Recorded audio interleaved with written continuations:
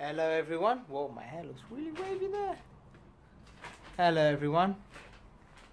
Thank you for tuning in again. So right now what I'm looking at doing is I've just been down to Creations Motorsport. I might start that again. Hello everyone. So as you've seen, been down to Creations Motorsport. Right now what I'm going to look at doing is installing the spacers that I picked up from them, as well as the extended wheel nuts as well. I've run in on some universal ones. Obviously I'm not really driving the car right now, so it's been okay. It was just a matter of making sure what size I needed. I got 12 millimeters. Because of the way the hub-centric is at the moment, you need to make sure that it's a bit longer than the original hub, the actual bore area is for the actual ring. So got that all made sure of, and now I'm just going to look into installing that. So speak to you guys in a short minute. Just going to bring the car inside to the garage. So much cleaner, still needs to get cleared up a bit more, but bit by bit get there.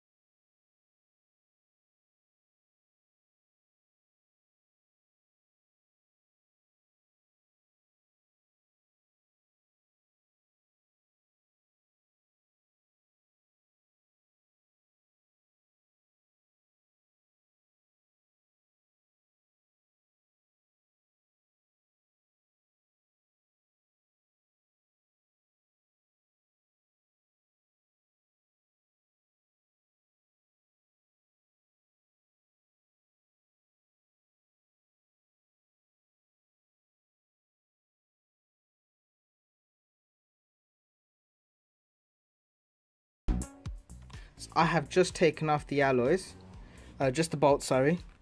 And you'll notice, without even moving the alloy forward or at all, I'm able to slide this around like that. That's why that ring there should always come and essentially cover your alloy space. You'll notice the gap here right now. Just gonna get this Allen key. So it's the full length of the actual part. I reckon it'll be this whole bit here.